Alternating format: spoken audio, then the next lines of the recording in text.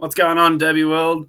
It's the Beast and Bake podcast, episode 22. We've had a bit of a break with us actually competing in Derby, so we haven't had time to do the podcast. So expect this to be a long episode. We don't have any guests, so get used to just seeing us. How you doing, Nath? Oh, I'm doing very well. It's good to be back. A couple of weeks off and doing all the other stuff outside of the well, can't really say outside of Derby World because that's all we've been doing for the last couple of weeks.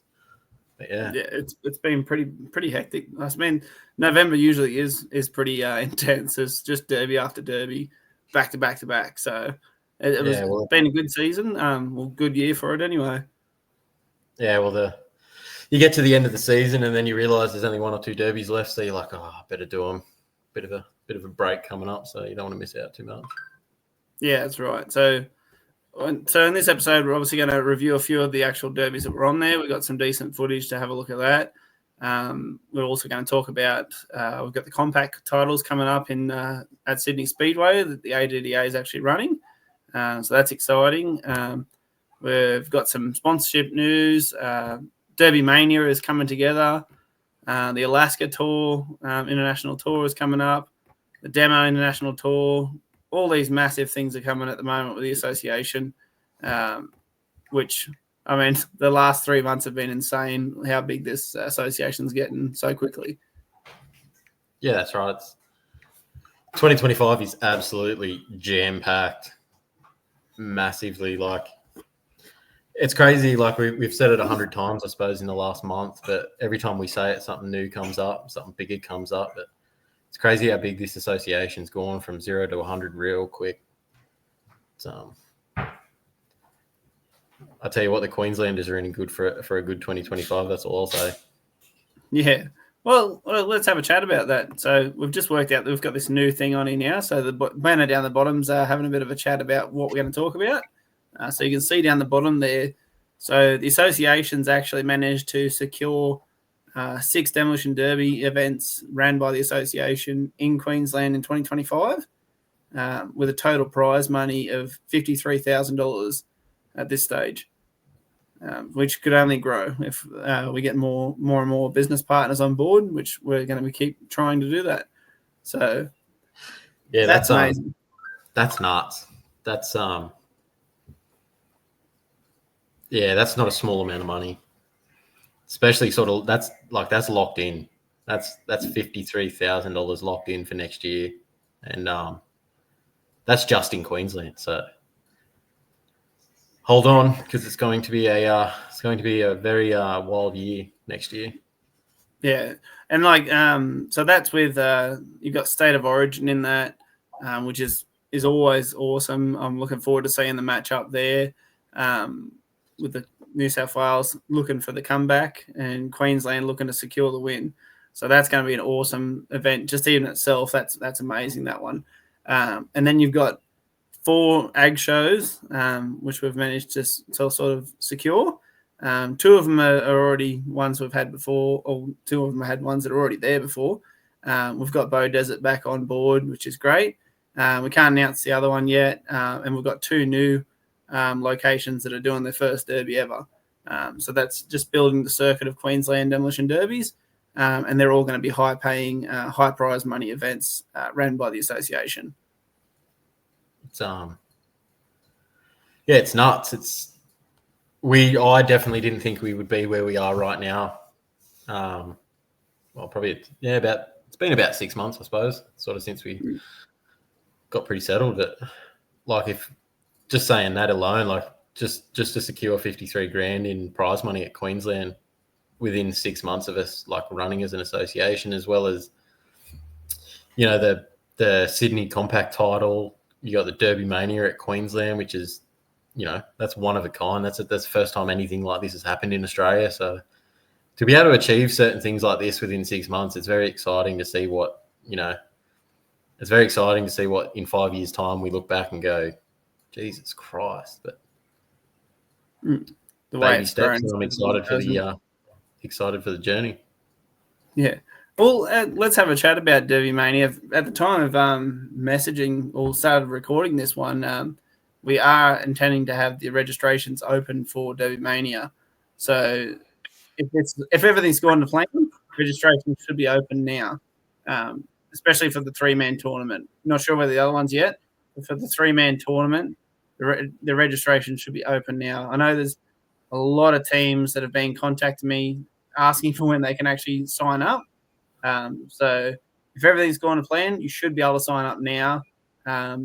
Everyone knows the was it ausdemoderbies.com.au, which it should be all on there. You just go to the shop, get your registration there, sign up. If you're a member, it's cheaper, which is always a plus to actually become a member. So if you go down that route and become a member, it'll all pay itself off in the long run. With all these new events coming up, you'll always get cheaper registration and cheaper entry fees. And that's pretty much what we want to do, is make it cheaper for members and make their sport bigger and bigger. So looking at DerbyMania, Nath, who's the team that you know is going in that you don't want anything to do with in the first heat? Oh, I don't know. I'm pretty excited. I think it's going to be crazy. Doesn't matter. I think there's probably 10 teams that are going to, if we start with a pair of them out of them 10 teams, it's going to be like, well, there goes one of the challenges. But I don't know. It's probably from down here, it'd be Ruthless Racing. Like if Shake and Bake took on Ruthless Racing. But to be honest, probably 9 out of 10 times at most derbies down here, it usually is Shake and Bake taking on Ruthless Racing at the end. But so we've already had our fair share of battles, and it's always fun. And you know, we all sort of laugh and smile at each other while we're driving head on into each other at the end. But yeah, I'm not sure. I'm more excited to derby against people that I haven't and don't really know anything about in terms of that. But you know, in a 3-man tournament, we've never done it either. So the best of the best could look like the worst of the worst on the day. I suppose you're relying on 2 other people as well. So yeah, I think it's going to be and especially on that speedway track, you know how fast that track is. Oh yeah. It's going to be very interesting to see the dynamics of the drivers. Like the hard running drivers are going to have to either be the best builders in the world to try and repair what they've done, or they're going to start slowing down in the heats, because to win this championship as it is now, you've got to win 3 derbies, and that is not an easy task. 3 derbies in 2 days, and that's considering if they're not in the other events as well. So because I know there's a lot of boys that want to do overtime and doing multiple different derbies. So that's going to be interesting. And you've only got a limited amount of time to repair your car after the heat. So, mate, who knows what's going to happen in this one? There are some teams in there that are going to be interesting. Like once the registration opens up, we can start doing some hypothetical matchups and see what everyone thinks. But, mate, just in the interest that we've had so far, some of the teams, if they square off, like, you know, hold my beer, I'm going to be watching that. Oh, yeah.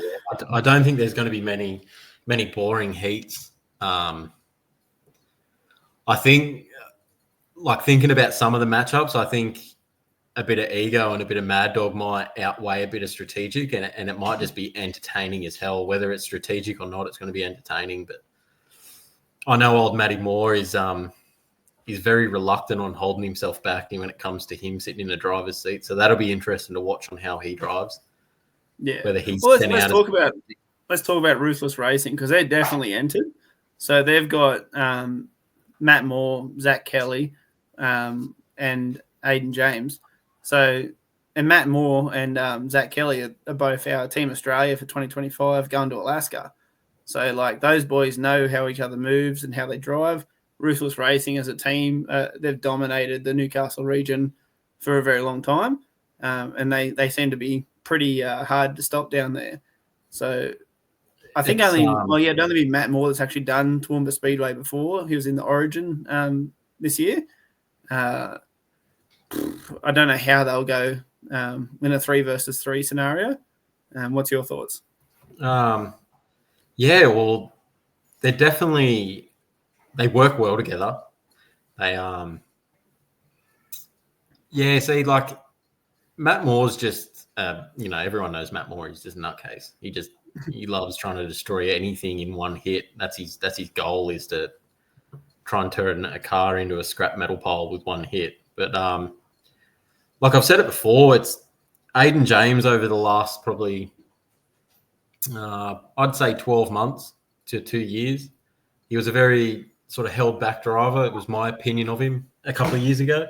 And lately, all you see him doing is the same thing as Matt. Like he's come out of his shell, and it just like the reels sort of prove it themselves. Lately, all he does is just massive hits. Like that's what he's, and he's good at it too. Like it's not like for every big hit he does, there's 10 terrible shots or 10 missed shots. Like he's starting to get really good at squaring off on a big hit, which is a dangerous driver. That's not, when it comes to this type of stuff, you don't want a bloke that can hit hard and square and have it lined up. Like that's not really something you want. But same as Zach. Like I'd probably put Zach more as a strategic driver rather than just an all-out mental case. But I think them three together, it's going to be very hard to stop. You're really going to have to be a strategic driver to beat them, because two big hitters going up against each other ain't going to really work in that scenario, except first car to die, really. Except for the crowd. Yeah, that's right. Like, that's what I said. I don't think any of these heats are going to be boring. Everyone's going to have a goal to set out on, and watching, like you said, different styles of driving go against each other is going to be really cool to see, when all you have is your team versus their team. There's no one else on the paddock. It's just the goal is to beat the other three across from you, and that's it.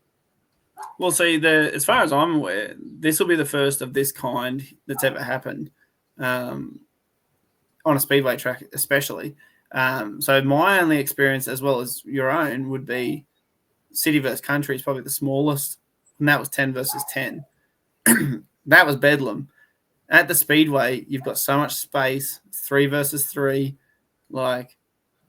It's the dynamic, and obviously Clay Per View is going to be covering it as well, so it's going to be great footage of what's going on. That's going to be available for purchase if anyone's interested in doing it. But obviously being down in the speedway is going to be, there's nothing like watching that in person. Like big track, small amount of numbers of cars, and professional drivers. It's going to be absolute bedlam from the start. What's your thoughts of the American team? How do you reckon they're going to go? I know there's watching Devon's videos and that, and it's always fun to throw a bit of banner. So you throw a few comments up there, and then the Americans give us a bit of shit saying that, I hope your driving's better than everything else. And I think they're going to get a rude surprise because I know that, like even Matt said himself, if he squares up against them, he's going to absolutely try and hit him the hardest he's ever hit someone. And I think it's going to be a very rude surprise on just how quick our cars are and the impact. Because watching most of their derbies, they don't have a lot of room to move around, and they're big cars too. So, like these front wheel drives on the clay track it's going to be something new. Yeah. And just for anyone that's watching that doesn't know what I'm talking about, so you got Robbie Crittenden from Simple Solution. He's in the team. You got Dustin Wood, and you got obviously Devon Schmidt, which everyone knows. So all those boys they're coming over here to actually compete in a demolition derby in the tournament. So it's our biggest event we've ever had, and they want to be a part of it. So that's an awesome little side note on this big spectacular event that's coming up, is we are having people from other countries. Not only that though, we have people from other states coming over. So we have drivers that are coming from Western Australia, Northern Territory, South Australia, Victoria. They might not be in the tournament. They may be in other events there, but they're keen to come on. Yeah, that's right. And it's like, and that's crazy in itself to think that we've got 3 people from America coming to compete. Like, you just don't hear about it.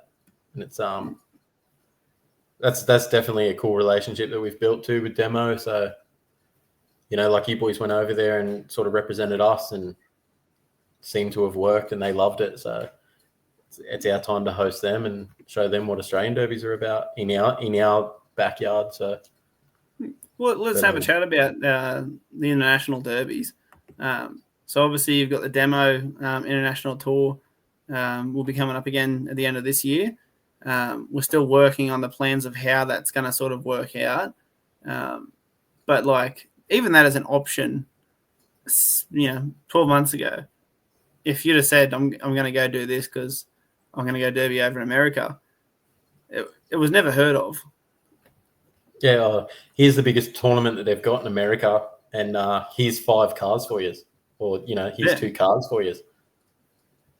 I wouldn't have heard about it. Like it's and it's cool too. And like speaking on international tours, like you said before, we're sending Matt and Zach to Alaska next year. Like that's crazy. Yeah, 100%. Like those boys themselves, I'm sure they never dreamed of going to Alaska to do a demolition derby. That's right. Like it's 2 average derby drivers. Like, oh, average. He's talking some smack now. the old ruthless racing girls, but nah, like they're just 2 blokes that love the sport, and they're getting to go to Alaska to derby in a different country and different cars that they can almost guarantee would never have the chance in their life to probably drive, let alone derby. And it's really cool to give people the option to do this, and that's just another avenue down the association's path that is a benefit of being a member. There's the options, not only like the discounted entries and the options for like when we have sponsorship in terms of like accommodation and all these other things, but like a chance to have a trip to Alaska or America, that's wild. Yeah, like the things that are coming up, and I'll tell you, I'll be honest, that was completely unexpected. That only happened when I broke my ribs and I just started to get in contact with Dustin, and then all this, like the ball just rolled. Once the association made those links with Demo, it just went crazy. And like I thought, my dream was always to go over there and derby, right? And same with Critty.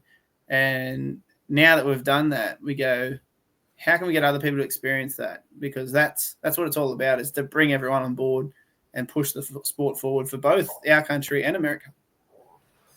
And that's right. And like, if we had the option, obviously we'd send every member over there if we could, but Rome wasn't built in a day, and by the way things are looking, it's not just a one-off opportunity either. This is potentially going to be an option that we can give people yearly and things like that. And we've only just started, and like, look, we've just done 2 international. Well, by this time next year, it'll be 3 international tours. So, like, who knows what 2025 and beyond has in store for members? This is my wife yelling out to the dogs in the background.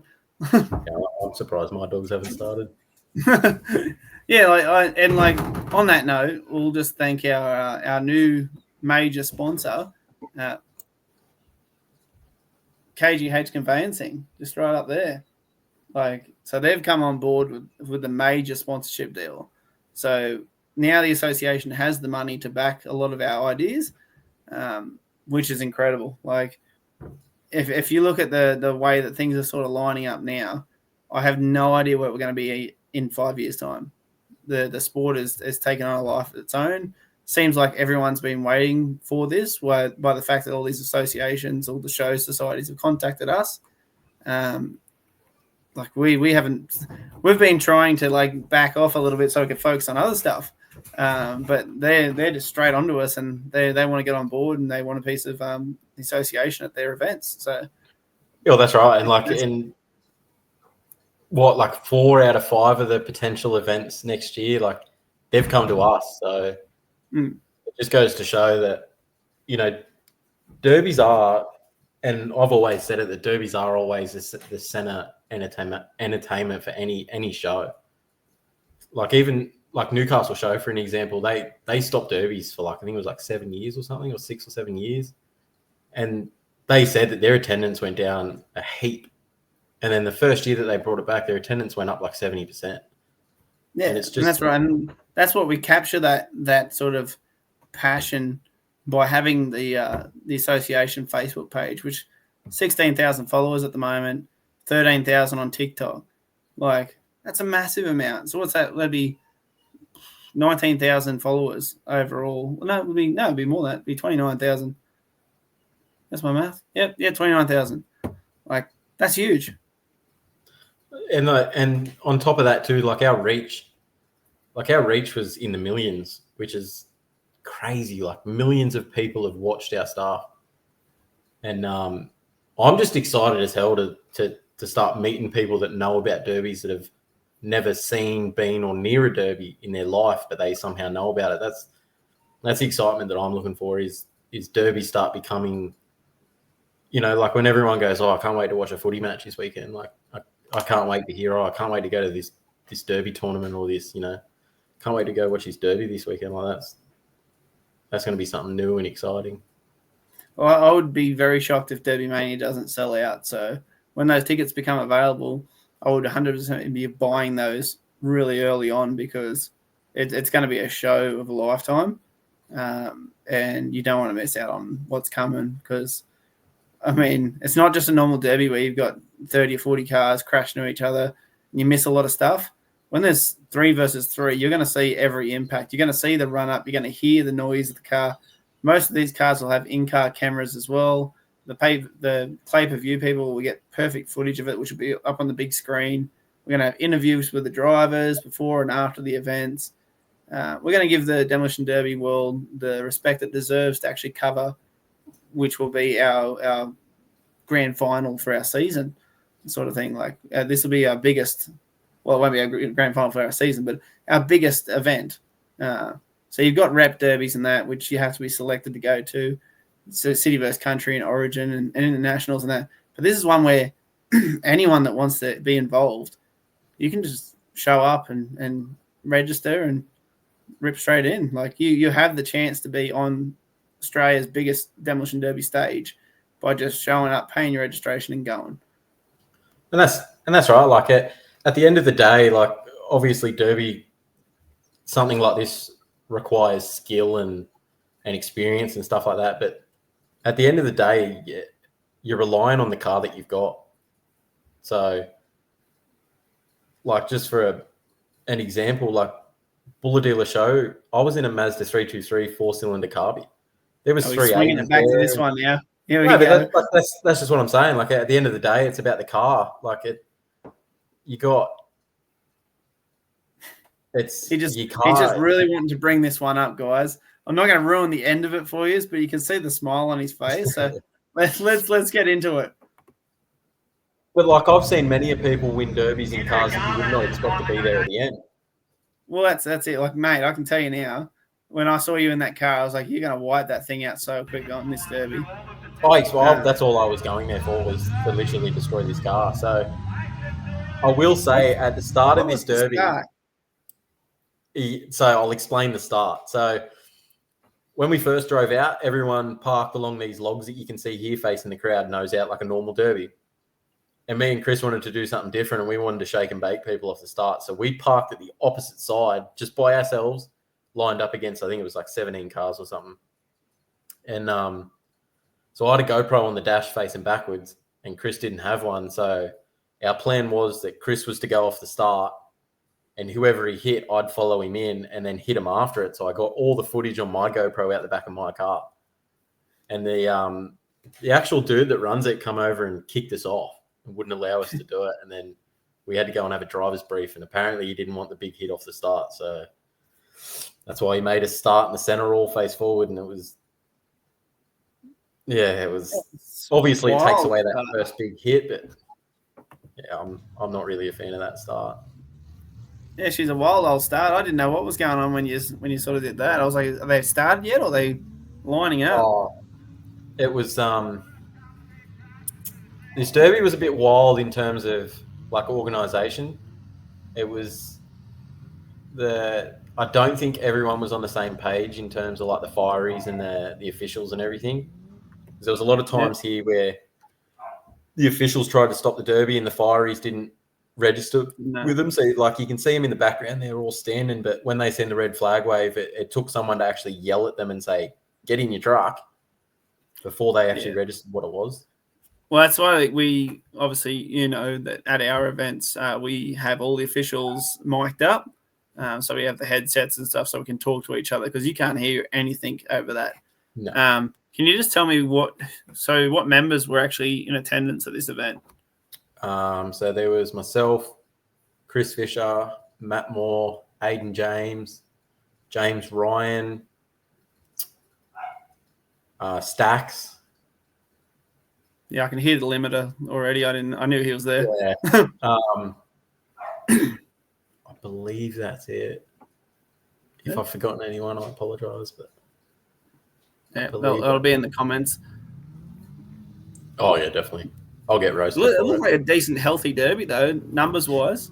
It was. I think there was 20 cars. So that hit there that we've just seen in center. No, it wasn't driver's door. So it looked like it was driver's door, and I thought it was. But this was actually Chance, and he hit his best mate that he built the car for. So that dude there, it's his first time, and he's actually asleep in the car right now. Oh, it's knocked him out. This is a prime example of where the fireys had no idea what was going on. And obviously, so he got knocked out cold, did he? Yeah. So it hit him in the passenger door behind him, and it annihilated him. But so we got all the officials here coming that hurt. Yeah. Oh yeah. And all officials here are waving flags, but the fireys haven't registered to it. So I'm obviously assuming, but like this is nothing against fireys or anyone running a derby, but it's just a prime example of why a driver's brief is really important, as well as having all officials and fireys present, or at least having a chat to them about it. Were any of the officials drivers that you're aware of? Or so like the official you've seen there was Mitch Simmons, Damien Simmons was the other official. So like they're experienced drivers, and that's obviously why he reacted so quick the way he did. There was just no... It's like the fireys didn't understand what flags meant what. So like that's where the communication sort of broke down, which is really important because obviously 9 times out of 10, their lights and sirens are the thing that make us stop. Like obviously someone waving a flag, you don't really register it because your eyes are on the cars in front of you. But that light really breaks the concentration. Yeah, if you're getting hit by a car, you're not really paying attention to some of the flag, but the lights and sirens definitely help. And sometimes it is unavoidable. I've always been a firm believer of there's a difference between running a derby and being in a derby as a driver. So the instincts of a driver is great because when you're actually organising the event, you know where the hits are coming from, you know what's going on. But actually to organise the whole actual demolition derby, you're organising chaos in a can. And, that's right. And if you don't know what to do before it, you don't know to talk to the fireys and do all that side of it, like it makes it very difficult. Like I've been organising derbies for about 15 years now. So I've got that kind of stuff set down, and that's why when we have association derbies, we actually speak to the fireys and have that communication and that bond before it, because we say for the next 15 minutes, boys, we're it. We are all that stands between these guys and actual injuries. Well, that's right. Like the way I see derbies is the officials are first, the fireys are second, and then obviously worst case scenario, if there is ambulance or whether the fireys are doing it, they're the third person. So your officials should spot the problem, fireys alert the drivers, and then obviously from then on in depends on what it is. Yeah, and that main person that spots the thing, because I know a lot of fireys, when I've seen them running derbies and stuff, they'll see a spark or something like that and they'll panic straight away, whereas the drivers will know whether that's an oil fire or whether it's electrical fire or whether it's just sparks from the engine just dying or throwing flames out of the exhaust or something like that. But he got out of this okay, I'm assuming? Yeah, no, he was fine. It was quite a long stop, and they weren't quite sure what had happened. So one of the drivers actually hopped out. I can't remember who it was, and come and told us, turn your cars off. It's going to be a while. They can't get him out. But no. I think they were just taking precaution on sort of when he woke up to make sure that there was obviously nothing wrong and he could feel his legs and everything like that. I mean, it probably benefited you really in your little car, because the bigger ones would have been heating up sitting there. It's I just turned my car off because I thought it was obviously the fires are clicked on now. Yeah, so like even now, like you can still see them sort of standing there, but Derby stopped and they're sort of still wondering what's going on. But like, this is a dangerous moment because there's people obviously at this car trying to figure out what's going on. And that's where Damien sort of yells at him, "What are you doing? Like, come on!" A lot of us drivers had sort of realised what's happening and something's pretty bad here, but I don't know. They haven't got the sirens going on the actual trucks either. No, and there we go. They're on. Oh no, never mind. And they're off again. I swear that the lights must be expensive to run. Yeah, well, must cost a bit in petrol. This is an unfortunate side of demolition derbies when people get hurt like this. It is always that behind the driver's door I do it's like a nasty that. shot. I do like having the red door go over both of those doors and having the cross, like I did at Penrith when I had it. I think it just because you're never going to kill a car by hitting behind the driver's seat, No. but you can hurt a driver. And I sometimes it's believe, unavoidable. Like, I'm not saying Chance made any mistakes or anything like that. I probably would have done the same hit just to knock it out of the way because it was in the way. well, he actually didn't mean to do that hit. He was lining another car up, and his mate drove into it. And his mate, yeah. I love the big minivan out there, by the way. I love seeing that. And that's what he said. He actually yelled out to him and went, "Sorry," and then realised that he was asleep on the wheel, and he's like, "Oh, no." Oops. Yeah. Mate, those second-gen wagons, they are nothing to laugh at. Those things are a tank. That minivan copped quite a few hits. Like, I was going to drill it there, but he put his driver's door to me, so I obviously had to cut out of that one. But Stacks just annihilated that poor guy then. It was. Oh, and then he copped it himself. Yeah, it was. He copped a hiding in that minivan. I think it was just because he was in the minivan. Everyone wanted to hit him. Yeah, well, those things are no joke. If that's there at the end, you are going to struggle, which you'll see in the Walker Derby when we watch it. They are no joke. They are tough as nails, those things. Poor old James is there just getting pumped in the corner. The only thing that stopped that minivan was he got bogged. Yeah, they're a tank. They don't get hot. They're only a 4-cylinder Camry motor. Well, I was looking at him at the end going, "You better not get out of that rut, buddy." It's crazy how quickly that bent. I imagine that Aiden must have hit him with the 380 or something to actually get it to bend that quick. Yeah, I'm not sure. So James's car there, he seems to be going all right in that little wagon. Yeah, so that was a Lancia wagon, I believe. Yep. Oh no, Chance is stuck on the bloody log. That's a bad spot to be. Yeah, them logs are a nightmare too because they're just too big to get grip off, and they lift that front wheel, which obviously takes all your power away. Oh, Aiden's hunting around for that shot, isn't he? He's got eyes for that minivan. He just wanted to light someone up in that 380. Oh, what are you doing? Let's have a look back at that, all right? I was taking that back wheel. Nath has forgot that he's in the smallest car in the Derby. So it parks over here. Have a go at the run-up he gets on this bloody car, on this little white wagon in front of us. Just bang! So this is where I was sitting here and I was like, someone's coming for the front end, so I just put it in reverse and just held it flat to try and take the pressure off that front end if I got hit, but lucky Stacks hit the bloke in the wagon next to you copped that one for you. Number 98. That's who I was actually left with at the end. He copped that sweet in the front.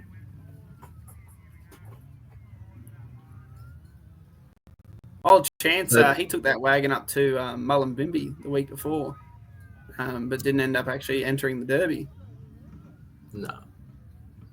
I think his friend's car or something was running rough or something like that, and so he left his car on the trailer. So this stoppage here was for a backfire of an exhaust.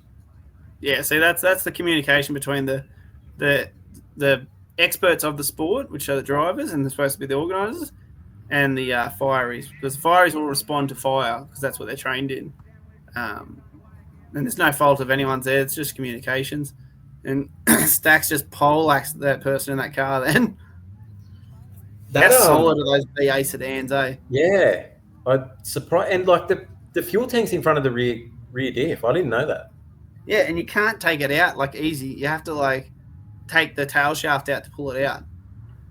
Yeah, like that thing copped a hiding, and like Aiden James, absolutely, like fair enough, it was in the side, but God, he absolutely railed him, and it just drove off. Yeah, so I had a BA Falcon at Tennerfield at the start of this year, and I went down there. I went back to back with the XF Ute, and actually broke the Ute in half, and didn't bend the boot lid of my sedan. It was crazy strong. It was good to see it because I'd never seen one. So what's going on with your car here? Yeah, so the old carby in the radiator popped. Yep. I blocked the front of it, so this stoppage actually helped me at absolute shitload. Because if that stoppage didn't happen, I can tell you now I probably wouldn't have been at the end. Yep. But I obviously blocked the intake at the front and left like a little section at the back left to suck air through, but when your radiator pops and your bonnet's still fine, there's nowhere else for the water to go. So I just choked for a little bit and carried on. I just had to sit there and putter with it until I burnt the fuel out. No, the water.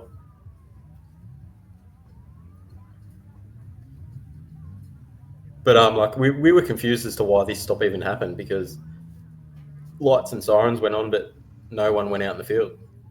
Okay. Oh, that's a bad spot to be.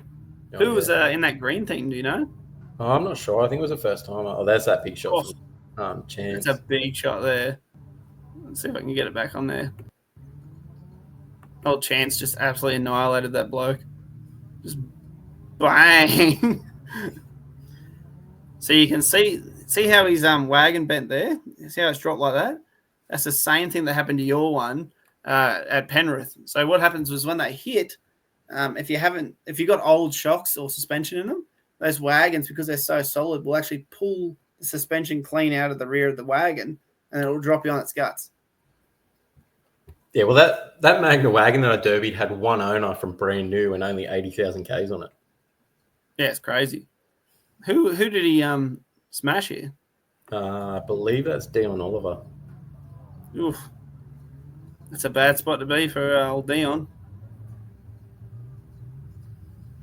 Yeah, it's locked up that sedan hard. There comes the big minivan to do the cleanup. Oh yeah, like you see over there, Stacks and Aiden having a little battle. Oh, Stacks was going mental. Look, the fire trucks just drove in there with no sirens or no lights or anything. So that was a good stoppage actually to like bring up, because they drove out into that field with zero lights on at all, and it wasn't until they were on the field that the lights come on. And I was sitting over there, and it's only that I looked to me right and seen a fire truck there that I was like, "What the?" Yeah, so that comes down to communication too. Like, what were they actually stopping for? No, it's backfires and stuff like this. Like this is a big problem that, this can change a whole derby, like what you said, especially if you're talking about like carbon fed utes and stuff like that aren't running radiators and everything like that. That 30 seconds could be the thing that kills it. 100%. And all it is having a simple conversation at the start of the thing, having the earphones in with the actual guy and saying, look, you do exactly what I tell you to do and nothing more and nothing less. And that way you have one head person to organise it. Otherwise, you have organisers and officials on the side of the road that don't know what's happening in that moment. And that's right. Like, and that point there, none of the officials knew what was going on. They're all like, what are we stopping for? But this was a big thing that I was not happy with. And like, if my GoPro footage was on here, you'd see it, because like I was not happy about this at all. But that fire truck drives off, and there is not one person except for Damien in the background there that waves his flag. Then Mitch clicks on because he's seen Damien. None of these drivers have any idea except the ones that have spotted them officials to know that this derby's back on, as well as that little fire truck over there with his lights still on. So I'm sitting over here going, what's going on? So that was another big sort of thing that I noticed was a problem with that 3 cars knew the derby were back on, but the other 7 on the other side didn't. Yeah, and having the fire trucks all in the one area too, it makes it hard. And Aiden just nearly murdered himself into the logs there. Yeah. He's really after that bloody minivan, isn't he? He had a GoPro in. I think he wanted some good footage of it. I think that's happening a lot. We're getting some really quality footage. Look at that. That is just strength on strength, that BA Falcon against minivan. But it's really good to see the footage that's coming out of these derbies now too, because you've got these drivers that are all getting the in-car, and you can see the impact on the actual driver rather than just watching the derby and going, oh, yeah, that's fantastic. You get to really dive in deep to the sport, get to know the drivers, and actually get to see them competing. Yeah, and that's like... Oh, that was almost a perfect CV shot then. Yeah, I clean missed it. But even like myself, like I've been derbying, I think, nearly 10 years now. And even watching my in-car footages back, you don't realise how much your body actually cops during a derby. And like still now, like even when like I do a big shot or get hit big by someone, you still don't realise just how much your body gets like punished during it. Thrown around. Yeah, see, like this derby's really good because it shows on your in-car that I watched earlier, which is on the Australian Demolition Derby Association page, you can watch that in-car footage and you can see the way your brain ticks over with certain stuff. Like old mate driving forward towards the end of the Derby and you brake checked him. So it's an easy way to slam into the front of another car, drive in front of it, slam your brakes on. And most people don't do it. Well, so all I wanted to do during this Derby was just break this car. That's all I wanted to do. But when it started getting down to this point, I started looking around and going, God, it'd be funny if I won this. And then I sort of changed. Yeah, so just for a side note on this one, Aiden actually got the Mad Dog prize for the association for this Derby because he absolutely went psycho in that car. The Magna wagon that I was left with, which you'll see soon, the stoppage was actually because he was on fire and they absolutely peppered underneath his bonnet with water. Mm-hmm. And I thought, well, that's him done. But he restarted, but his car was hot as hell. So all I had to do was just make him work that motor to the point where it was hot again. And then all I had to do was get him to stall it out. And that's what the brake check was, just enough to get him to stall it out. And then I knew it wouldn't restart. Sometimes that's all it takes is to get that little bump, stop their momentum. Because a lot of the time people think you need to do a big hit to win a Derby. You don't. If you stop their momentum, you will stop that car. It'll stall, and if they've got a shit battery or their car's hot, it won't start again. And it will give you enough time, or even if it does start again, it will stop it for enough for you to get a good time to get a good head on into the CV or something like that. Yeah. And the amount of times that's actually happened in a Derby, or Penrith's a great example of it when it come down to me and Stacks at the end. I hit and I tried to slow him down, so it stopped him, and so he had issues, so it gave me enough time to try and aim at his wiring harness. Yeah. And that's all I needed to do at the end was either brake check him and get him to slam his brakes on and just kill that motor down to a low rev, or it worked out pretty well in the end. I tell you what, if you were anything like me, you'd have been watching that 380 going around and just hoping that he broke his car or something like that. Oh, I said to him after. He just CV'd himself then. He did on that. Yeah. But I said to him at the end, and I said to him, I was watching you drive around, and I was like, it's going to be me and you at the end, and this poor little Mazda is going to hate this head-on. It is not going to like it. Yeah, those angle shots when you're like this and you think you're going to get someone else's wheel, you never take those shots because it's just 9 times out of 10 you're going to CV yourself, and the 10th time all you're going to do is bump tires with them, and it's just not worth it. I done that Dorigo when I was going head on. I could have done 1,000 shots at that site, that angle, but there's no benefit to it because I'm going to break my own car. So you just try and get another shot around and go for it there. So look how straight your front end is. That's good. There was a shot I could have taken on both of them, but that area there was boggy as hell, and there was no proper clean shot that I would have got on him. I'm not risking going in there getting bogged or missing the shot for nothing. So you're looking to go head on here, I'm assuming? Yeah. I'd not he was obviously a lot quicker in his Magna than what I was, so I was like, I need to make sure that I'm chasing him at all times rather than him chasing me. So at this point, it's just you two? Yeah. So I noticed here that his arse end was sort of locked up and preventing him going backwards cleanly. So all I had to do was make sure that I was the one making the decisions and he wasn't. So I tried to put my CV into his wheel there, and it was fairly close to wheel on wheel. But yeah, see, he's revving really hard here and making that motor work. I'm just putting and then this is where I just do some rubbing, and I was like, I'll just make him keep working, wanting to get away from me really quick and using all his accelerator to try and move around. Yeah, it's a good little strategic battle here. This is what I'm expecting in the championship rounds at DerbyMania, is to have these little chess matches where you can see you've just brake checked him then. His car stalled because it's hot. So now you've got a little bit of free shot time on him to try and take him out. But that's a very experienced driver's thing. Is obviously, I don't know who was in that other car, but they weren't aware of what was happening enough to not rev the freckle out of their car because they were going to cook it. So at this point, I already seen the wheel laid over, so I went for a reverse doughy, but it didn't have it. Well, she didn't like it. She wasn't short enough car. So what was the actual places for this Derby? So So obviously myself for first, Buddha for second. I can't remember his actual name. He just runs by Buddha, and the minivan was third. Yeah, that's a tough run with that minivan.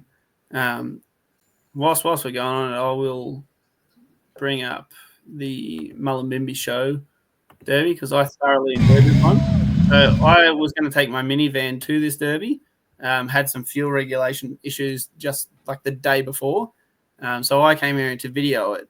I missed a few things in this Derby, but I like the style of the video in this one. And this is what me and Nathan, the association, have been talking about, trying to get some professional videos of derbies to get that better quality footage to show everyone so they can actually enjoy their demolition derbies afterwards as well. So I was trying to capture as much as I could at the start, and then I start zooming in to see impacts and stuff like that. But this was an absolute cracker of a derby. So Dylan Schneider there, and does his first panel van he's ever used. He had some issues with the clutch very early on, but he seemed to love having that van. God, I want to. And you have Al Bell there in the 380, and Carl in the red panel van. And there's Peter Burgess. Did you see his steering wheel after this derby? What steering wheel? Yeah, so he had like a sports one, and it kind of just broke in his hand. So you see towards the end of this derby, he's driving around holding just the forks of the actual thing. It's just cut his hands up. He's actually, I don't know if he's off work at the moment or he slashed his hands pretty bad.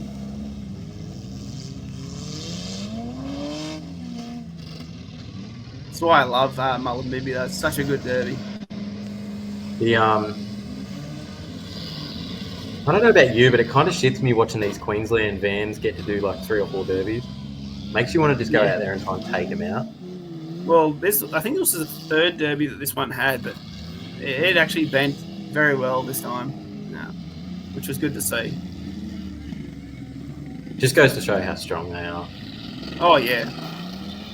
If they're bent and built right, they are just tanks. And there's old Bradley Humphreys and his Camry wagon. He went all right in this one. Typical. Unfortunately, they didn't listen to me and they left the spare tyres in the spare wheel well, and they just bent straight to the ground. Yeah, it's a thing they do in Kyogle, but I said to him, in Camry wagons, it doesn't work that way. They don't do what they do with the old Holdens and that, where you put it in there and it's solid. Those ones, they just bend it straight to the ground. And then you can see the car's already struggling to drag its arse end. This Peter Bird just absolutely murdered that guy there. You want to leave that spare wheel open and for a crumple zone, especially on the Camrys. You don't want to stop it from bending, because that's all they do. They're too strong at the top. They just go straight to the floor. Straight to the ground, yeah. You can see the AU Falcon's already having issues there. She's bent over. The AU wagon over the back there is stuck as well. Al in the 380 was going all right in this one. He ended up losing his steering, unfortunately. But you can see the Camry wagon there's bent straight to the ground. The spare wheels are you can see it there, the spare wheel. Yeah. It's just bent it straight to the ground, unfortunately. It's that would have actually bent quite nicely if that wheel wasn't stopping it. Yeah. Like, he's still having fun and all that, which is the most important thing. But if they had took that out, that wagon would have been so much better. Yeah. And they actually went pretty hard, those boys from Kyogle.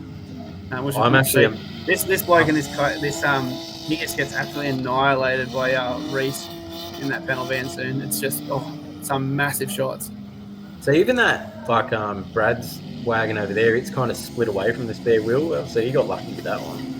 Yeah. Yeah, you can see the chassis bent down still though on Brad's one. It's still into the wheels. Yeah. That's that spare wheel. You have to get that spare wheel well to cave in. And that was that notching technique that the Americans showed me. I used that on my one at Dorrigo and actually perfectly bent. Look at how solid those 380s are. That thing is a monster. Well, it's good to see Al still on field 4 wheels. Been a couple minutes. He hasn't rolled himself. He's doing well. I don't know if he's got any steering at the moment, though. If we had a spare wheel on that wagon, just bent it straight up. if we had an award for most rollovers, I tell you what, Al would have taken it already. Oh yeah, that's a good shot there of that V8 wagon on the front wheel of the panel van. But mate, those Queensland vans and those Queensland utes are just so tough. I don't know if I agree a whole heap with the no cross on the doors and a couple of them. Yeah, no, I don't like that rule either. I hate that rule. It's so in the heat of battle. I mean, they're pretty good for it because they've got so much bar work and that. But I had to get off the tractor I was standing on then because old mate took it on the other side. But this is ground level. I actually reckon it turned out better for the video. I just had to make sure there was no cars coming towards me. I had the barriers in front of me, which was good.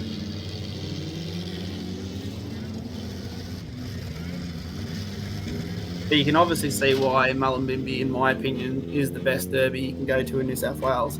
It's such a fun. The crowd's so into it. They love the derby, and it's just a great atmosphere for it. And the fact that we got some actual state of origin drivers in there was awesome to see. Going against and you can definitely see the difference in origin rep drivers, which they go through there, just flying through. Maurice and his brother and Al, basically, they showed the boys what they can do. And look at Reese here; he was just in the zone in this derby. Like he wanted Mad Dog and he wanted some good footage, so he was hammered down the whole time. Look at this free hit. Oof! That is definitely tell the difference. I've never seen one. Difference between like a panel van pickup and like a Magna pickup, like difference in speed. Oh yeah. The Magna would have got there a lot quicker, but that impact, it just tore the whole front of that car up. Yeah, it's a lot different when your car doesn't give anything. Oh, that would have hurt. Yeah, see, if you look now, Peter's trying to drive with the forks. He's got no steering wheel. His hands are absolutely pissing out with blood. And that's the will to win. That is incredible. And that's another thing that comes with derbies too, is the adrenaline while you're derbying, you don't feel a goddamn thing. And then about 20 minutes after you hop out of the car and put it on the trailer, and then you start driving home, you start going, oh no. Actually, Peter, if you are watching, mate, at what point did you notice that you didn't have a steering wheel anymore? Probably when you went to grab it and turn and it wasn't there. This is about halfway through the derby and he's got no steering wheel. He's just holding the forks and cutting his hands apart. Look at the old AU wagon there. They're pretty tough, those things. If you notice on that hit, he wasn't even looking forward at all then. He was looking for his shot for his stage. If you have a look at this AU sedan here, right in front, you can see why it's locked up. They haven't took the fuel tank out of it. So the first hit, it would have just locked it straight up. That's the fuel tank there on the left-hand side of the car. They would have just stabbed a hole in it and moved the actual fuel lines. But you've got to remove the fuel tank on those, pretty much any rear-wheel drive sedan. He's trying to steer that thing, just prongs. A lot of people sort of look at it in a way that if they leave it in there, it's strength. But you've got to remember that we're out there to bend cars, so anything that's going to obstruct that, you need to get rid of it. See, how much better of a footage is this? Being right there, get all these moments, zoom up, get the big hits. This is what I love about this kind of footage. You actually get to see what's happening, the dynamics. The panel van's bending quite horribly at the moment. But the boys are just starting to square off on this pull bugger and this wagon. And that's like, if you have this type of video, like probably more aggressive than what you're doing here in terms of like zooming in for the big shots, as well as someone else there just getting the whole field capture. Like we just don't get that at derbies anymore. Like back in the day, that's all it used to be. You used to get a good video from each derby. Oof. Those are big hits. Old mate in that wagon will be feeling it. Oh mate, that bloody ute would be feeling it with the bloody no steering wheel. Oh yeah. So there's no head-on rule at Mullumbimby, if you're wondering why they're driving that way. You actually can't go head-on. So you can hit with your nose, but you can't go nose to nose. Yeah. Yeah, right. I don't agree with that rule. I think that rule's crap. I think it's the Gallagher insurance rule. It's pretty much anywhere that's covered by Gallagher instead of AASO. So I understand the logic for someone that's never done derbies, why they'd think that's a great thing. Looking on paper.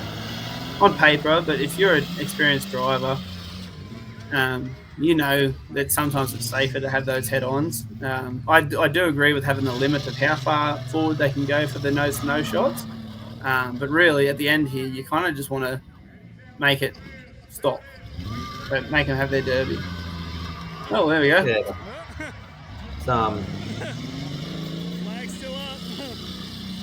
Yeah, see, sometimes you doesn't go if they wave off, that flag's still up, their fair game.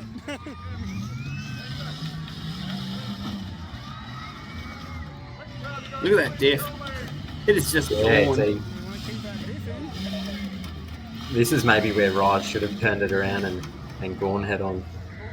Well, yeah, but I think he knew that rule. Yeah. So, like, this is going to be a good shot. Look at that, just got a front wheelie on it. But, like, those front ends are so tough. If that was any other car, that front wheel would be laid over hard into that strut and he'd be having a nightmare trying to move that thing. The wheels are all buggered on it. This is why when I say about State of Origin being such a rough derby, you look at that, that's one car, well, that's two Queensland cars. And look how tough that those things are. And that's, like, this is a prime example as to, and like, they're on a grass paddock here in a like, it's a pretty big field, but this isn't a 60-metre Origin track on clay. No, Origin's a different animal. Look at that front wheel. I'd say when he done the head on, he's ball jointed himself. It's just laying over. I just love how when he goes backwards, it just resets itself. Yeah, just quick fix. This is a good little battle between these two at the end here, especially when you factor in that poor old Peter Burgess is driving with just forks. Really, there's no steering wheel. Look at that, he's got blood all over his hands and that.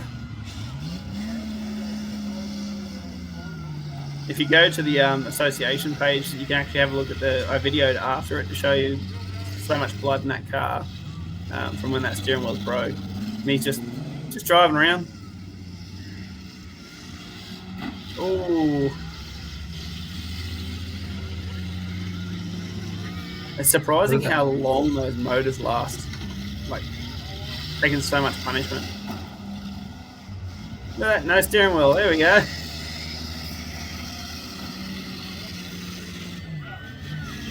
I'm surprised he hasn't snapped the uni or something in that tail shaft, because that diff would be copping a hiding right now. There's no leaf springs left on it holding it.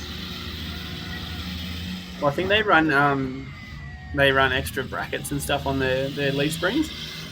So it doesn't bother it too much, but he's got no tyres on the back of that thing. Like, it's literally just, there we go, I got a little wave. There is no tyres on the back there, it's just rim.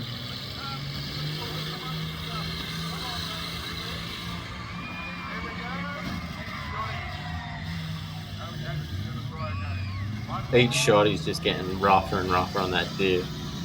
He would be feeling these shots too, because there's no bending in that pedal band. No, it's at a point now where that diff's just going to let go. That car ain't going in anymore. Look at that, he is struggling. Look at the spikes on the steering wheel. Imagine how hard that would take so much strength to be actually steering it like this, because he's got a brung ball joint. His steering's probably half buggered, and he's just holding on to it. You can actually see the blood on his hands as he's doing it. Look at that. I bet he didn't have to go to the gym the next day. Just so anyone's wondering, this was not our event. If this was to happen at our event, we'd obviously call it off, because that's Yeah, so none of these are actually our event. No, we'll let everyone know. These are just events where we've gone to help cover the footage and stuff like that, or we're actually competed in it. I can guarantee you wouldn't have felt any of it up until about probably 10 minutes after he hopped out of the car. And yeah, I imagine when he's sitting here now, he's probably feeling it when both cars have stopped. So Peter Burgess has actually won this derby. And Reese in this panel van here, he got second, as well as Mad Dog. So he did really well in this derby. Like, look at that panel van; it is buggered. So that's really well done. And our last video we've got is of Walker Motorcycle Rally. So there's Steve Taylor starting, but look at Todd Cleal there, New South Wales rep. He just absolutely annihilates this bloke in this wagon. No idea who that bloke in that wagon is, but he picked a bad spot to start that derby. I wonder what goes through people's heads, because I've started a derby previously where I've obviously driven out first, and I've watched Stephen Taylor drive out after me and park on the other side of the field for his big lineup shot. And I wonder what everyone else feels in that situation, because I was sitting there like, do I meet him halfway? Do I sit here and cop it? Like, what? And like, obviously when someone parks across from you, you start to think like, oh, this is going to be a rough start. Yeah, that's right. No matter what car you're in, it's never going to be a fun thing if someone's flying across the track. Like, especially those drivers, you tend to try and wait 5 minutes and then they're gone anyway, so you don't have to deal with them. Oof. That thing's bent hard as hell already. It's usually what happens when old Stephen Taylor's in a car somewhere. Yeah. Another minivan. These minivans are starting to dominate, aren't they? Yeah, they're starting to get a bit more popular. You're starting to sort of see, like, they were never something that was ever derbied, and lately now it seems to be there's sort of one or two popping up in most derbies around. I think that my interpretation is that they are better than utes and panel vans. They're like a front wheel drive ute or panel van, and they are giving it to all the other cars there. Like this one, that minivan in the middle there, that's Bongo's, and this is its second derby. One Walker show previous one. It's interesting to see the new cars that are coming out too, like different styles of cars and their strengths and everything like that as well. Yeah, well, what's his name? Well, there's Al Bell there in a country ute. It's good to see that coming out of the woodworks after 2 years. Well, there's old Steve Taylor getting absolutely hammered there. It's a good example of sometimes you're the hammer, sometimes you're the nail. But that, I think it's an AU sedan he was in. It copped an absolute hiding. It was just full to leather. I hope that wasn't a driver's all there.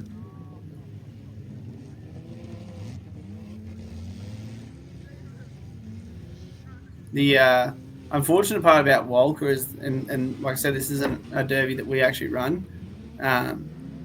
They rarely ever water the track, so it gets very hard to see. And obviously, just the cones outlining the field is less than desirable, because sometimes the cars drive out of it. Yeah, it's and like it's I always believe that it's an art form between getting the track perfect or wetting it too much. Yeah, 100%. Even just like having the track too big or too small. Like we at Bow Desert, which was that would have hurt. That bent the ute too, and it bent the whole minivan too. But Bow Desert, when we ran that, like it was a smaller track than it should have been, and that was literally just trial and error. We are working on with Critty, our rules and regs officer. He's trying to work on a square meterage rule per car. So like, if we know there's 20 cars there, well then it's got to be this size of field. Which I think once he works that out, it'll be perfect. Yeah, well, like if you look at like Bow Desert for a prime example, we stepped that out and it was an 80 meter by 40 meter field with 26 cars, and it looked like we're in Cole's shopping car park. Yeah, it was definitely not right. Like if 80 by 40, 10 meters either way, it would have been better. Like that's just like hearing it, like 80 by 40. That's a big field, but it just makes it look so tiny when you put that many cars on it. Yeah, well, when you think of it, like 80 by 40, we've got to turn the car around in that. And 40 meters deep is probably not enough to do that when there's 26 cars in it. Yeah. My mate's done the ball joint that thing, and he's gone completely out of the field.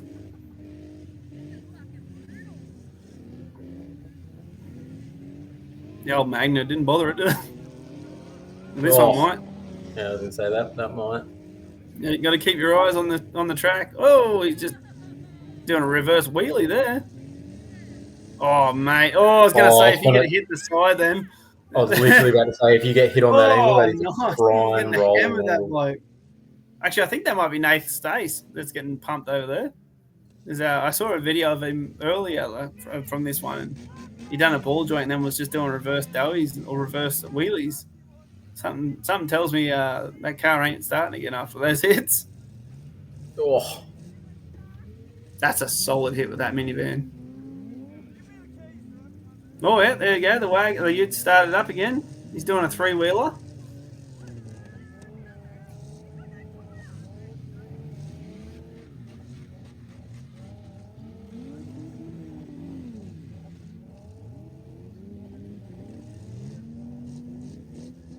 We had a few members in this one. We had Alan Bell, Todd Cleal. I can't remember who else was in this one. Surprised Stacks didn't try and make it to this one as well. Yeah. I think Torgo might have been in this one.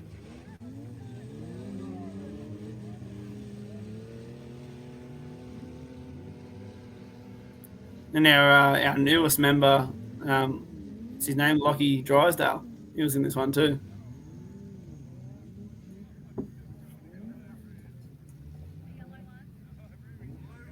Yeah, because Blake Taylor was meant to run a minivan in this video.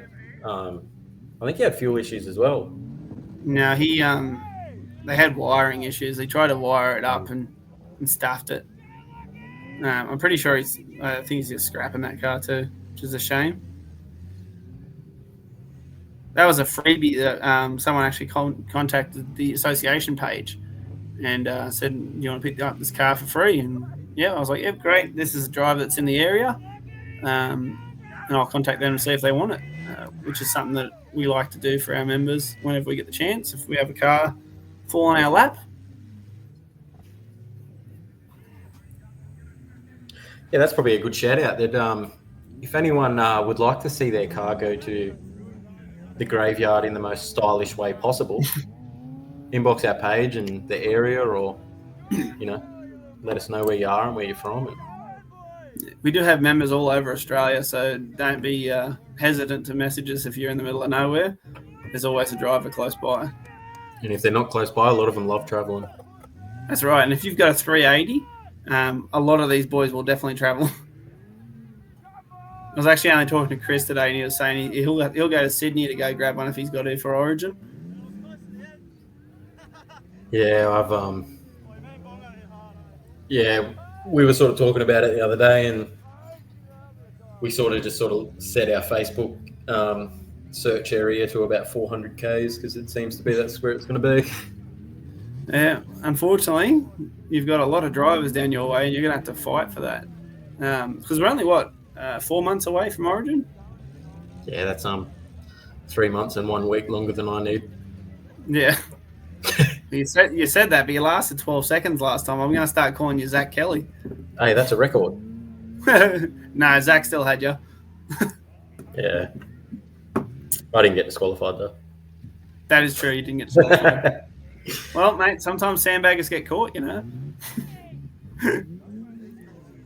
So. We love you, Zach. Even if you don't like hitting cars, mate. I'll be back in a sec. Yep.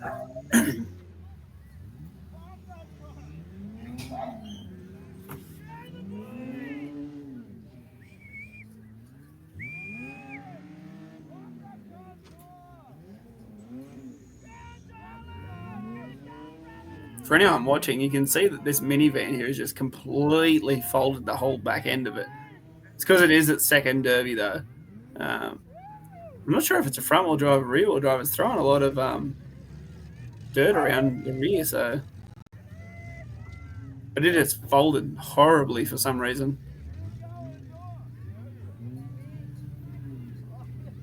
There's our ADDA member, Lockie, on the left there in the Ute.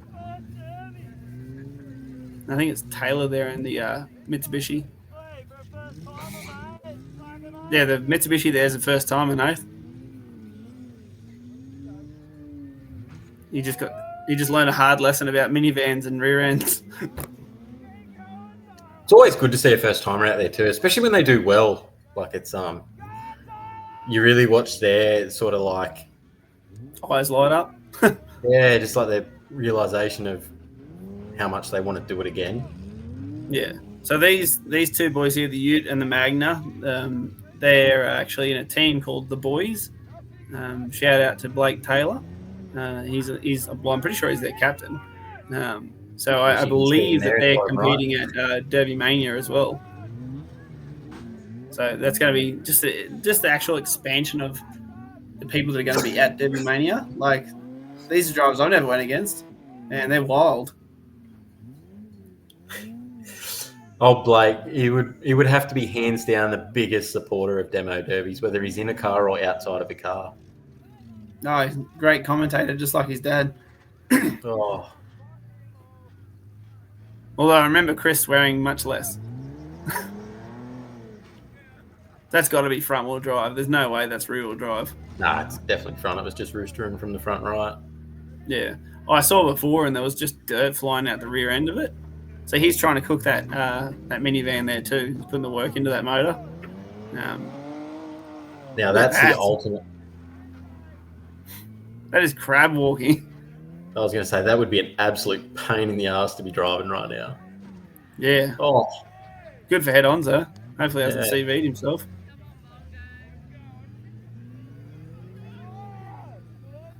There's a first timer jumping out of the car. That's something we're going to have to train out of him. You never get out of the car until the derby's over unless you're on fire or directed to do so.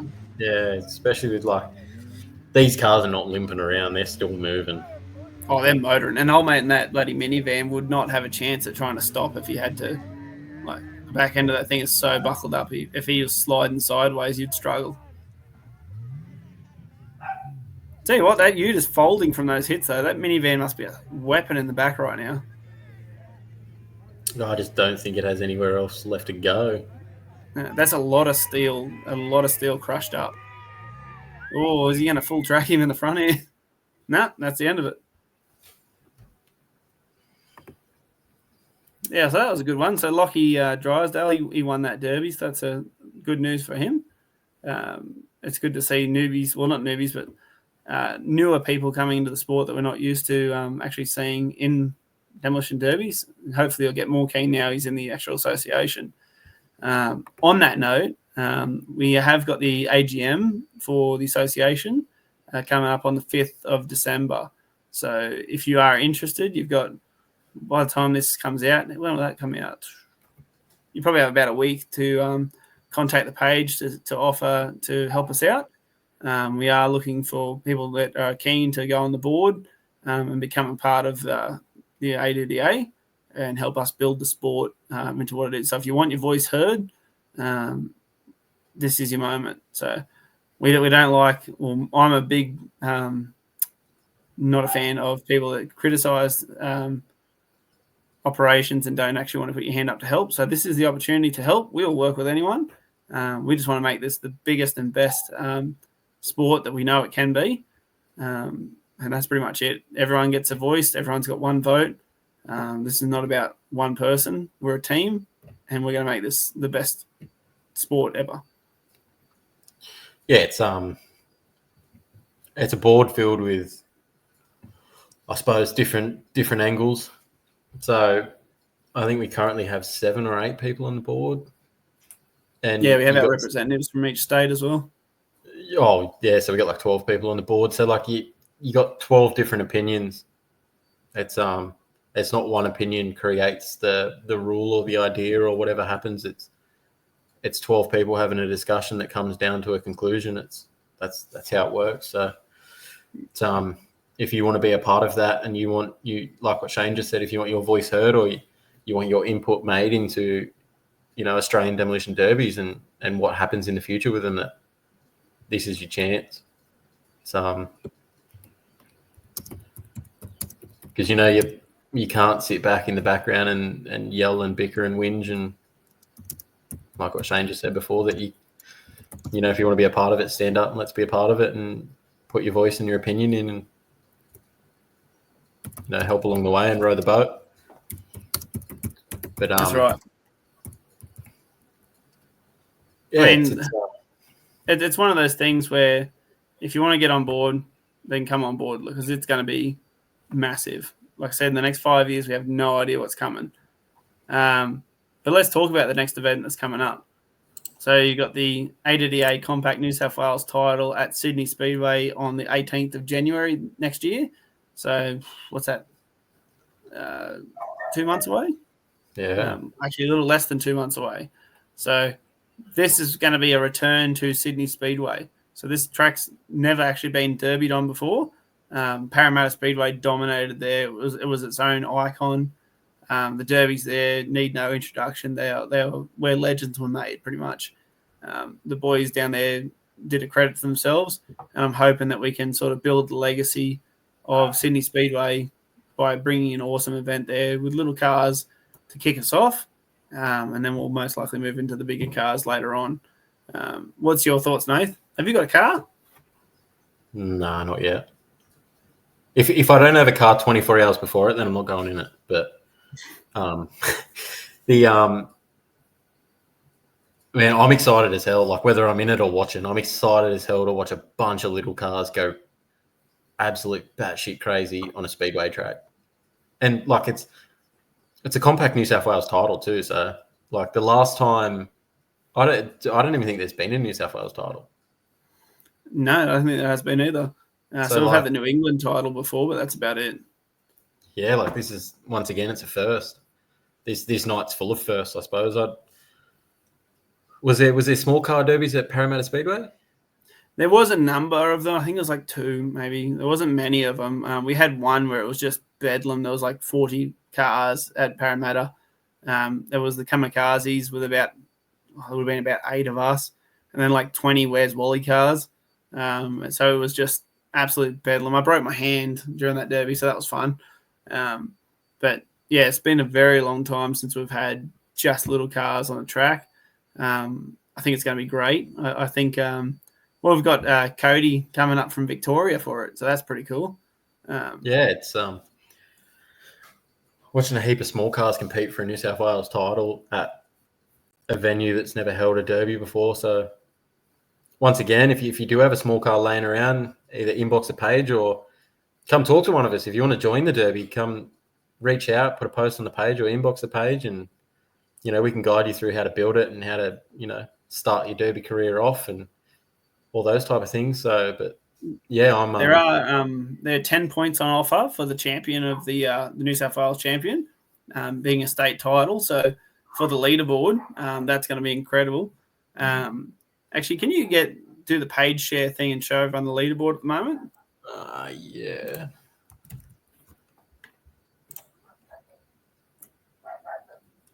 There's been a lot of movement with all these derbies coming up. Like, there's like 6 derbies in the last 3 weeks, or 5 derbies because Kyogo got cancelled because of the rain. So there's been a lot of points thrown around. Stacks is pretty much derby in every single derby you can go to. The man's mad. So can you see that? Yep, I can see that. So this is just a list of our obviously what you get. So as Shane was just talking there, that's your first place state championship. So that's your 10 points on offer. Obviously this is our season that we're currently in now. So this is a leaderboard. So obviously your top 3 is Shane, Alex. So you'll probably hear us refer to him a lot as Stacks. He's just what he's on Facebook. And then you got Aiden James. So Aiden James only became a member in August, I believe, Penrith Derby. So like that's just how quick that obviously things can change. So like he's obviously done really well for himself, and he's got 17 points. Yeah, if he wins the state title at because I'm not competing, obviously I have to run the show. But if he wins the state title, he's taken first place. Like that's right. Like it's how close it is. And then you got Critty there in 4th place, and Matt Moore very, very close. And I believe most of Matt's points have come from just Mad Dog. Yeah, well, that's 100% you can do that too. You get those points just by going crazy. Yeah, it's like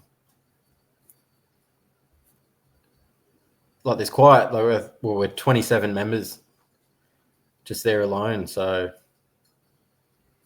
27 drivers entered into this. Obviously, this doesn't include the spectator members or anything like that. Yeah. So, if you look at Lockie Drysdale, he's a brand new member, and he's 15th already with obviously a win and participation. So your first place is 5, plus you get your participation point. But yeah, this is so that's just our website anyway. If you want to jump on there and have a look and go around, we got the shop, and when this podcast comes out, fingers crossed, all the registrations for that big event will be open. We also got I don't know whether it'll be open by the time this podcast comes up, but we got Matt Moore, Ruthless Man. He's actually going to be building a raffle car for Sydney Speedway. So we'll have a raffle the same as we did for the last one. I'll put an in-car camera in that. I'll make sure he puts a bracket in there for me. And we'll get some footage of there. So if you want a trip of a lifetime, have a big experience in the New South Wales title, make sure you buy some raffle tickets. It'll be drawn out on this podcast later on down the track. And we'll get some good footage of you in a demolition derby, whether it's your first one or whether it's your 1,000th one, but you can't bother towing a car. It's pretty decent just to go and buy a ticket next minute you're in there. Yeah, it's that's cool as hell. Especially, and I believe the last winner, he only bought 1 or 2 tickets. So he bought one. He bought one ticket. I think Cody bought 8 and didn't get a sniff in. Yeah. So it doesn't. It's one ticket, and you got to sit in a derby car, and that was built, delivered, and great run too. He absolutely annihilated that Corona wagon. So there's footage. If you go on the page, I keep referring everyone back to the page. Go on there. There's 1,000 derbies on there. You'll see which one we're talking about. With the I can't remember the name, unfortunately. But you'll see the raffle car, and it's good footage to see the young fella cracking into it and having some fun. But yeah, we're about an hour and a half in, mate. Have you got anything else to chat about? No, just probably like you've said, just jump on our page, and obviously that's where 99.9% of our updates are, on our Facebook or our TikTok. Shane's always got stuff there for us to watch. So yeah, jump on there, and that's where you'll get all your updates for any events that we've got. Any sort of news sort of goes there first, or if we get it in time for the podcast, it'll come out with the podcast. But it's definitely keep your eyes open for updates, especially on this New South Wales title that's coming up pretty quick. So we'll update pretty regularly as it gets closer and keep everyone informed. And then as DerbyMania comes closer and closer, and the stress of holding our first event gets closer and closer, and our first major event anyway. Yeah, that's right. Obviously, we've ran Bow Desert show this year, which was great. And obviously we've got a heap of other events before that, but this is the first time. Well, this is the first time Demolition Derby's ever taken main stage at Speedway. So that's right. Literally with smashing cars the entire weekend. That's right. We're not an extra for the night. We the Speedway is dedicated to derbies for the 2 days that we're there. So nothing else, nothing before, nothing after, nothing during, except just cars and carnage. I think the Derby race is going to be hilarious to watch, though. Oh yeah, it's going to be funny as hell. I think that's going to be awesome with the little cars buzzing around there. We will have some sponsors to thank soon in relation to we're getting some cars actually at the venue supplied to us, which is going to even be better. So I'll have something on the page soon to thank some sponsors. They're what makes this go and actually be a thing. So we do thank them. And the other thing is a lot of people actually like the page but aren't following it yet. If you want to receive the information, make sure you go on there and click and make sure you follow it. If you follow it, it'll pop up on your news feed more, and you won't miss anything because there's 2 or 3 posts a day on there. So whether it's derby footage or just big hits or actual information, there's something on there always. I think today, when this was filmed, we announced the Queen of Crash prize money being $2,000 at the moment, which is awesome for a female derby. We don't normally get that kind of money, so that's really good. Yeah, it's as well as, again, A massive thanks to KGH. So if you need any conveyancing or anything like that done, head on over. While you're on Facebook, just give them a search and give them a like and a follow and a share while you're there, and show them support, because they've shown us massive support in terms of, they've backed us, so we need to help them. And on top of that too, Toowoomba Speedway, obviously without them, we wouldn't be able to host events that we're getting to host in 2025. Like not only our DerbyMania event, but Origin as well.